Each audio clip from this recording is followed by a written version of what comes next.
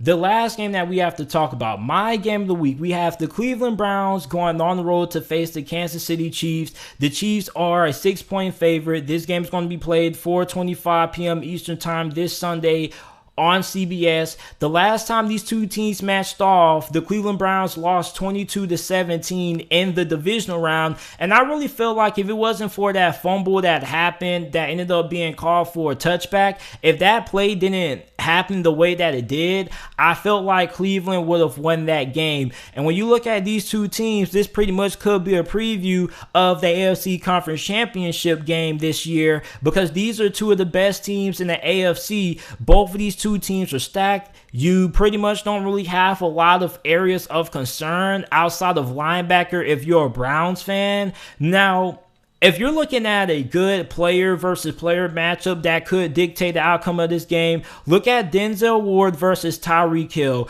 Denzel Ward essentially is a top 10 cornerback in this league going against Tyreek Hill, and that's a very big matchup to watch, because when you look at Tyreek Hill, he's the best deep ball wide receiver in the NFL. Not only that, but he's really explosive after the catch. So Denzel Ward has to have a really good game in terms of trying to take him out of the game plan for Kansas City and force Patrick Mahomes to look elsewhere. So I think that this is a very big player matchup to watch between Denzel Ward and Tyreek Hill. Can Denzel Ward slow down Tyreek Hill? Now, Cleveland has to be able to win the turnover battle if they're going to win this game. Cleveland is a team that likes to run the football. They like to control time possession. They want to run the clock down. They want to keep your defense on the field. They want to keep your offense off the field. Where if you run this style of offense, and there's nothing wrong with it, you can have turnovers. You can have turnovers like how you did in the divisional round, because turnovers are essentially the biggest reason why Cleveland lost that game. So if you're going to run a run-heavy offense and the offense that's dictated on ball control, then you can't have those turnovers. I also think that it's really important that Cleveland is able to score inside of the red zone, okay? Because the Browns had the fourth best red zone scoring offense last year. They scored in the red zone 73% of the time. Meanwhile, Kansas City had the worst red zone defense in the NFL last year, allowing opposing teams to score touchdowns 72% of the time when they were inside the red zone. So I think that is really big that Cleveland is able to come away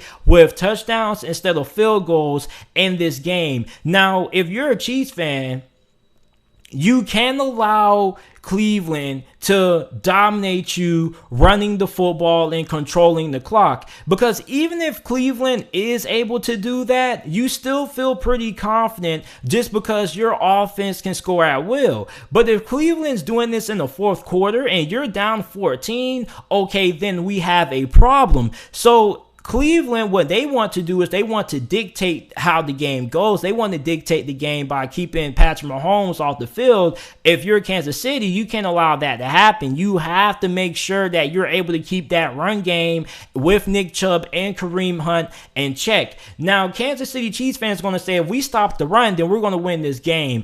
I'm not really sure about that.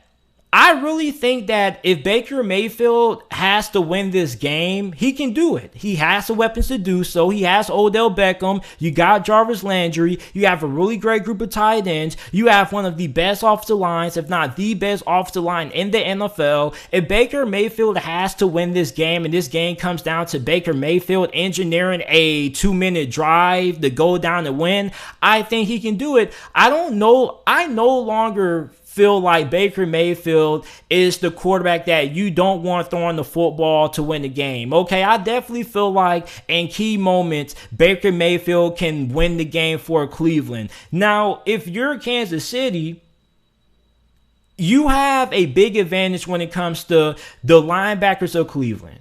Now, Cleveland did draft Jeremiah Owusu-Koramoah out of Notre Dame, but we don't really know how much he's going to have when it comes to his snap count in this game. Is he going to start? And if he does start, how many plays is he going to be in? So I don't really think that the linebacker position for Cleveland is all that improved, and that's a big mismatch because you have Travis Kelce. Who is Cleveland going to put on him? Are you going to put a corner on Travis Kelce? Good luck with that. Are you going to put a safety on him? Okay, I definitely feel like you do have have a safety who's more than capable of being able to keep up with them, and John Johnson, who you signed the free agency from the LA Rams. So that could be a pretty intriguing matchup. John Johnson on Travis Kelce, I think that could be pretty fun to watch. But overall, I definitely feel like the linebackers in Cleveland are a big concern in this game. And on top of that, okay, I look at the Chiefs. The last time they played Cleveland, they were averaging 7 yards per play. Essentially, the Kansas City Chiefs pretty much had a first down every 2 plays against Cleveland in the divisional round. So if you're a Browns fan, you have to limit those big plays from this Chiefs offense. Now, the Kansas City Chiefs have improved their offensive line. And the Cleveland Browns, their pass rush has improved. You bring in Jadeveon Clowney, which Jadeveon Clowney is a really good Robin. He's not a Batman, but he's a really good Robin. You look at him on the opposite side of Myles Garrett, that can cause some issues. So this Kansas City Chiefs offensive line has drastically improved, but it's going to get tested against this Cleveland Browns defensive line led by Myles Garrett, who a lot of people feel can win Defensive Player of the Year this year. So you look at Patrick Mahomes in this game, and you look at what he has to do to win. Well, obviously, if he has enough time to throw the football, he's going to make his plays, okay? Like, if you're a Browns fan, there's really nothing you can do to really stop Patrick Mahomes, because he's going to have a couple of plays when things break down. He just has his wild moments. But at the same time, okay, if you can take away Tyreek Hill, I think things change, because a big part of Kansas City's offense is due to Tyreek Hill's ability to make things happen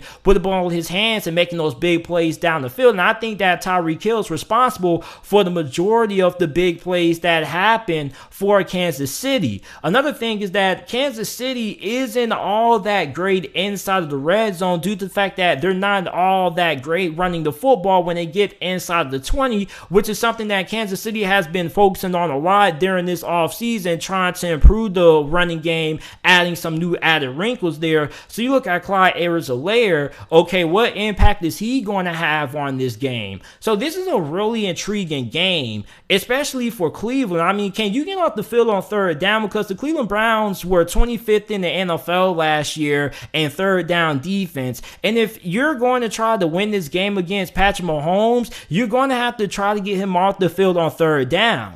So the team I'm going to take to win this game, I'm taking Kansas City. They're playing at home. I think the home crowd is going to have a big effect now that stadiums are going to be, nearly full capacity. I think that's going to be a big reason why I'm taking them to win this game. And another reason is because simply for the fact that I just feel like the linebackers for Cleveland aren't really going to be up to par to stop this passing attack, because, playing linebackers more than just stop the run is also being able to drop back in coverage, and I simply think that Kansas City can exploit that part of the field. So I'm going to take Kansas City to win this game. 27-24 is my final score prediction. I think this game is going to be really close. I think it's going to come down to whoever has the ball last, and I think that Patrick Mahomes and company are going to be able to get the job done. So I'm rolling with Kansas City, but I do think that Cleveland will be able to cover that 6-point spread because they're a 6-point underdog in this game. I will take Kansas City to win, but I'm going to take Cleveland with the under. So you guys let me know who you guys have winning this game down in the comment section down below. Make sure that you like the video and subscribe if you're watching on YouTube.